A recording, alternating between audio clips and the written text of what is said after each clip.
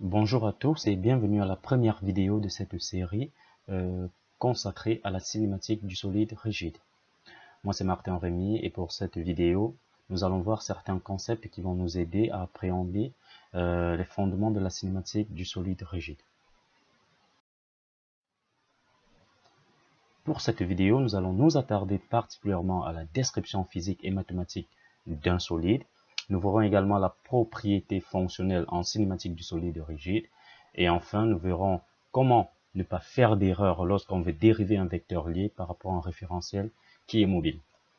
L'image que vous voyez juste en dessous, c'est pour illustrer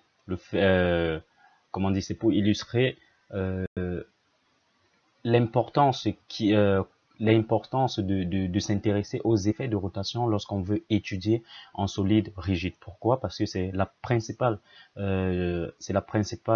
différence qu'il y a entre la cinématique du point matériel et la cinématique du solide. En cinématique du point matériel, on aurait considéré ce ballon comme étant un point matériel et on déterminait bien son mouvement dans le temps, connaissant le champ d'action qui est exercé sur ce point matériel. Mais ici, vous voyez que ce ballon a des effets rotatifs. Ça veut dire que l'action qui est matérialisée là peut faire en sorte que le ballon il rote autour de certaines directions. Donc c'est la prise en considération de ces effets de rotation fera la particularité de la cinématique du solide rigide.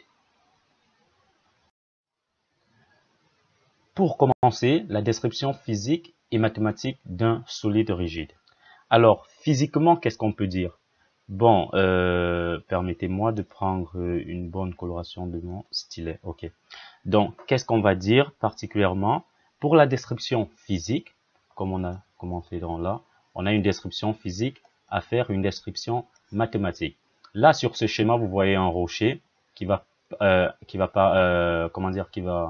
constituer ce que nous on va appeler solide rigide dans cet exemple. Là, j'ai un repère cartésien qui est le repère d'observation du mouvement de mon solide rigide. Alors, physiquement, on va dire qu'un solide rigide est un ensemble de points matériels dont les distances entre eux restent inchangées dans le temps. Donc, c'est un ensemble de points matériels. Comme vous le voyez, ceci, c'est un ensemble d'Israël, bien sûr. Mais c'est un ensemble de points matériels tels que les distances entre eux restent inchangées. Ça veut dire que si je prends un point, A là, qui est juste là, je prends un point B, qui est par exemple là, alors la distance AB va rester inchangée dans le temps. Autrement dit, j'aurai AB qui égale une constante pour tout A et B appartenant à mon solide. Donc, c'est ce que j'aurai. Ça, c'est une description vraiment basée sur le sens physique et plus sur la notion de rigidité. Parce que lorsqu'on dit rigide, en fait, c'est qu'on néglige tout ce qui est effet de déformation, donc de déplacement des points dans l'enceinte de notre solide. Ce qui fait en sorte que peu importe les points qu'on va prendre, si on identifie deux points dans notre solide rigide, si on identifie deux points dans notre solide rigide, peu importe le champ d'action qui va agir sur ce solide, la distance entre ces deux points restera inchangée. Alors, pour cela, on va qualifier deux types de solides. On aura un solide qui sera dit discret. Lui, dans ce solide, en fait, on aura un ensemble de points équitablement repartis dans l'espace et dont les distances entre elles restent inchangées dans le temps d'un. C'est comme si on avait en fait des systèmes de points qui sont reliés par des barres rigides, telles que la distance en fait, des barres rigides indéformables, telles que la distance entre ces points matériels dont la longueur de ces barres rigides ne varie pas dans le temps, peu importe l'action qu'on fait agir sur notre système. On aura maintenant un système continu. Les systèmes continus, ce sont en fait tels que ce morceau de pierre en fait. Ce sont des systèmes où la masse sera donnée par une densité. On appelle densité de masse qui sera soit linéique, c'est-à-dire lambda dl, où lambda c'est une densité linéique de masse bien sûr, soit surfacique où on aura sigma ds, et soit volumique où on aura rho des taux, en fait, tout simplement. Donc lambda dl, sigma ds et rho des taux, tout simplement. Donc ça, c'est juste voilà nos densités que nous avons là, lambda, sigma et rho. Donc ça, bon, pour être plus on aura dm. Voilà, pour être plus comment dire, plus précis. Donc on a dm, notre élément de masse, qui sera décrit soit par la donnée d'une densité linéique de masse, pardon, la densité surfacique de masse ou densité volumique de masse. Donc maintenant, si on revient au sens mathématique, alors on va dire quoi? Ce solide étant amené à se déplacer par rapport à l'observateur que nous avons là, donc on spécifie bien le fait qu'en fait, un référentiel, c'est comme un nez qu'on avait et c'est lui qui va nous décrire le mouvement. Bon, c'est lui qui va nous dire ce qu'il voit en fait. Donc nous, on a notre œil là qui va nous décrire le mouvement de ce solide. C'est ça en fait le concept derrière un référentiel ou un repère d'étude parce qu'il est basé sur un solide de référence. Donc maintenant, dans le sens mathématique, alors qu'est-ce qu'on va dire dans le sens mathématique? On va dire en fait que, vu que le solide se déplace en amas, ça veut dire que même l'ensemble de points se déplace de la même façon, on va dire qu'il existe une isométrie positive de déplacement, qu'on va appeler déplacement, c'est une isométrie positive qui va relier la position qu'un point matériel de mon solide a à l'instant t à la position que mon point matériel de mon solide a à l'instant t0. Ça veut dire quoi? Bon, ceci sera lié par l'isométrie R, isométrie positive. On va dire que c'est une isométrie positive qu'on peut encore appeler simplement le déplacement. Déplacement. Donc, si je prends un point matériel à l'instant initial, donc, permettez-moi, ok, je prends par exemple là, un point matériel. Ça, c'est à l'instant T0, avant que mon solide ne se déplace, parce que celui-ci, il va se déplacer, il va donner une autre configuration, on ne sait pas pourquoi. Et maintenant, ça, c'est à T0. Et maintenant, mon point, par exemple, se trouve là. Donc, si là, j'avais mon point A à l'instant T, là, j'ai mon point à l'instant T0, là, j'ai mon point A à l'instant T. Il existe une isométrie positive de déplacement qui me permet de relier la position de A à l'instant T à partir de la position de A à l'instant initial. Donc, on aura la position à l'instant T qui sera fonction de ma position à l'instant T0. Donc, il doit exister cette isométrie positive de déplacement telle que la position à l'instant T soit fonction de la position à l'instant T0 pour qu'on puisse parler de solide parce qu'il s'agit d'un ensemble, d'un déplacement massif, un déplacement d'ensemble. Donc, c'est en fait la notion qu'on aura derrière, la perception mathématique qu'on aura derrière l'idée d'un solide rigide. Donc, ici également, qu'est-ce que je peux ajouter? On peut dire que l'isométrie, en fait, l'isométrie peut être une translation dans R. R peut être une translation, R peut être une rotation, ou même encore un produit de translation et de rotation, ou bien toute autre isométrie qui peut intervenir de telle sorte qu'on puisse avoir un déplacement. Maintenant, on va s'attarder sur la propriété fonctionnelle en cinématique du solide rigide.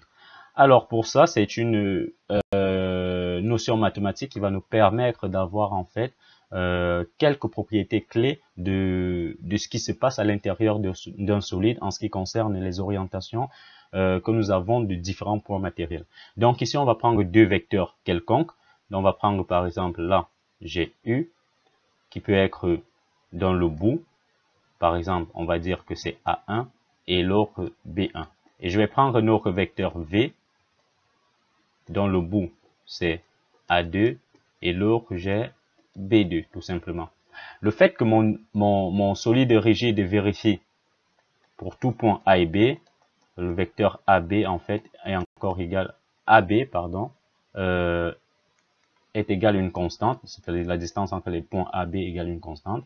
Alors, on aura de même que A1B1 sera égal à une constante et A2B2, bon, pas forcément la même constante, c'est pas la même constante, en fait, c'est juste pour dire en fait que la distance reste inchangée. Donc, on va appeler une constante D par exemple. Ceci, il faut savoir que il n'y a pas seulement le fait que la distance entre deux points d'un solide reste inchangée, mais celui-ci il conserve également les produits scalaires. Ça veut dire qu'il sera de même pour A1, B1, scalaire A2, B2. Pourquoi je dis cela? Donc ceci sera également une constante. Parce que ça, si nous avons AB égale une constante, alors ceci veut dire également que AB carré, bon, pas AB carré, AB au carré, c'est également égal une constante. Et si on dérive ceci par rapport au temps, on voit qu'on aura, on aura directement 0. Et ici, on aura AB, dérivé de AB par rapport au temps, qui égale 0. Vous voyez que ceci, c'est un vecteur qui est comment? Perpendiculaire à AB. Et là, nous avons AB. Donc, le fait que ceci reste invariant dans le temps d'après le déplacement, on pourra dire en fait qu'il sera de même pour tout produit vecteur, tout produit scalaire qu'on peut avoir entre des vecteurs qui sont définis dans le solide, c'est-à-dire A1, B1, tel que nous l'avons là. Nous avons le vecteur U et nous avons le vecteur V. Maintenant, si A1, B1 scalaire, A2, B2 égale à 0, égale une constante, alors on aura la dérivée par rapport au temps de A1, B1 scalaire A2, B2 qui sera égal à 0. Et ceci nous revient simplement à écrire A1, B1 scalaire dérivé de A2, B2 par rapport au temps plus A2, B2 scalaire dérivé de A1, B1 par rapport au temps égale 0. Donc j'utilise juste le produit UV qui est égal la dérivée du produit UV qui est égal à U'V plus V'U. Donc c'est ça qui me permet d'avoir ça. Et là vous voyez que j'ai bel et bien A1 B1 scalaire dérivé de A2 B2 par rapport au temps qui sera égal à moins A2 B2 dérivé de A1 B1 par rapport au temps. Et ceci nous rappelle bien une propriété qu'on avait lorsqu'on voyait les torseurs. Lorsqu'on voyait les torseurs, on voit directement la notion d'antisymétrie. Parce que là, nous avons, qu'est-ce que nous avons? Bien d'équiprojectivité, ça peut revenir au même. Là, nous avons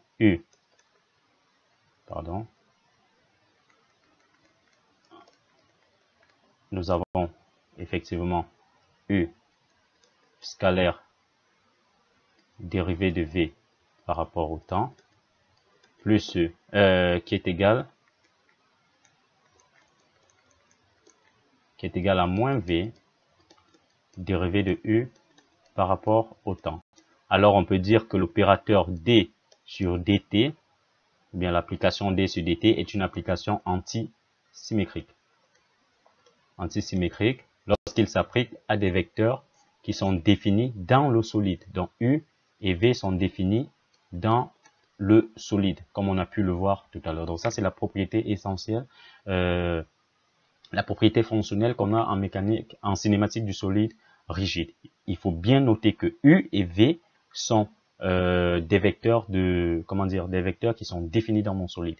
Et qu'est-ce qu'on avait vu à propos d'une application antisymétrique? Qu'il est possible de lui associer un vecteur propre de telle sorte que L, bon, on avait vu par exemple que L est antisymétrique, c'est seulement L est une application antisymétrique, donc L de U par exemple, peut encore s'écrire comme joli L, vectoriel U, où le vecteur joli L est un vecteur associé à l'application antisymétrique L. Alors ici, on va également associer à notre D sur dt, qui est l'application antisymétrique, on va lui associer un vecteur noté oméga, qui sera le vecteur de rotation instantanée, de telle sorte que pour tout vecteur U, on a du, bon, permettez-moi de changer pour que ça fasse une petite différence, on aura du sur dt qui sera égal à oméga vectoriel U, avec U bien sûr défini dans mon solide. Donc ça, c'est une propriété qu'on va beaucoup utiliser en cinématique du solide rigide. Maintenant, voyons un peu ce qu'il en est de la dérivée d'un vecteur lié par rapport à un référentiel mobile. Alors là, vous avez par exemple un référentiel d'étude fixe qui est centré en O et dont les vecteurs sont X, Y et Z. Nous avons également là un solide que nous étudions S qui est en mouvement et donc ça c'est à l'instant par exemple S0 et là ici nous avons un instant T quelconque. Donc voici les cas pratiques qu'on aura par exemple à étudier en mécanique, en cinématique du solide rigide, un solide qui se déplace dans le temps, bien sûr. Maintenant, si on prend un vecteur U, quelconque qui est défini dans mon solide, bon, qui après mouvement se retrouve par exemple dans ce sens, alors U pourra avoir deux expressions. Soit vu du référentiel fixe, c'est-à-dire le référentiel O, X, Y, Z. Ça, c'est mon référentiel fixe. Alors, U pourra être simplement écrit X porté par le vecteur X. Bon, on va l'appeler ici EX ou bien EX. Plus Y porté par EY. Plus Z porté par EZ. Ça, c'est l'expression vue de R. Donc, ça, c'est mon R. Si on prend maintenant le vecteur, la base associée à le référentiel associé au solide, c'est-à-dire celui qui est basé sur O1, O1 qui est centré en O1 et qui a pour vecteur de base, on peut dire E'1, E'X, E'Y, E'Z. Donc, ce qui est suivant X1, Y1, Z1. On peut dire en fait U est égal à X', ou bien X1, porté par EX1, par exemple, plus Y1 porté par EY1 plus Z1 porté par EZ1. Ça, c'est dans R'. Si je veux maintenant dériver ce vecteur par rapport au temps, qu'est-ce que j'aurai? J'aurai la dérivée de quoi? De U par rapport au temps dans R, qui sera la dérivée par rapport au temps de quoi? Je peux prendre toutes les expressions, je peux prendre ceci directement, je peux prendre la première expression, et là je vois que je suis en train d'étudier, je ne vais pas prendre en compte l'existence du repère R1, c'est-à-dire du vecteur ou l'existence du repère lié au solide. Alors, si je prends l'expression de U qui prend en compte les paramètres de R', ou bien de R1, donc R' ou R1, comme vous voulez, on aura dérivé de X1 porté par EX1, plus Y1 porté par EY1, plus Z1 porté par EZ1. Quand je dérive ceci, partout là, j'ai des produits. Ça veut dire que j'aurai DU sur DT qui sera égal à quoi? Je vais d'abord dériver les X1, Y1, Z1. Du coup, j'ai la dérivée de X1 par rapport au temps porté par EX1, plus la dérivée de Y1, par rapport au temps porté par Y1 plus la dérivée de Z1 par rapport au temps porté par EZ1.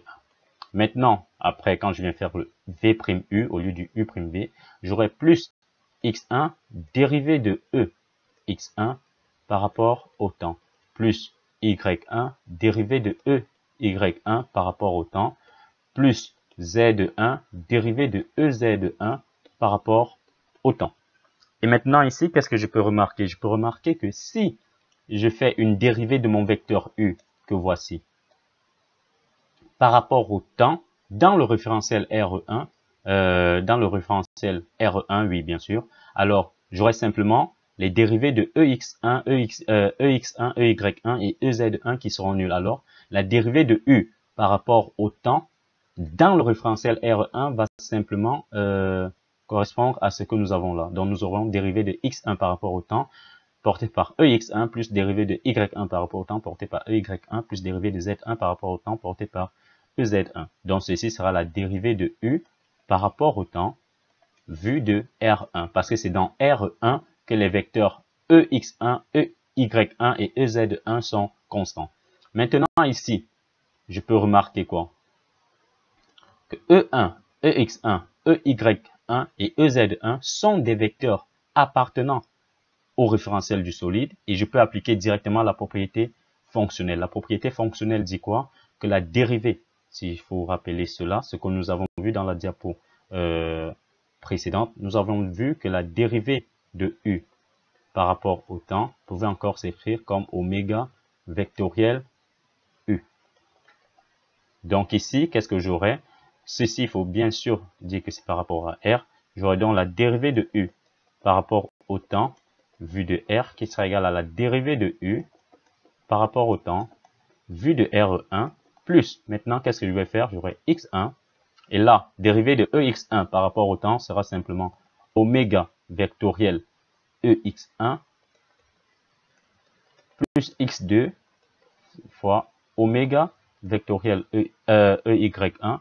Bon, passez pas X2, pardon, excusez-moi. C'est Y1. Plus Z1 fois oméga vectoriel EZ1. Dans ceci, oméga vectoriel EX1, c'est pour la dérivée de X1 par rapport au temps, c'est ça qui devient ça.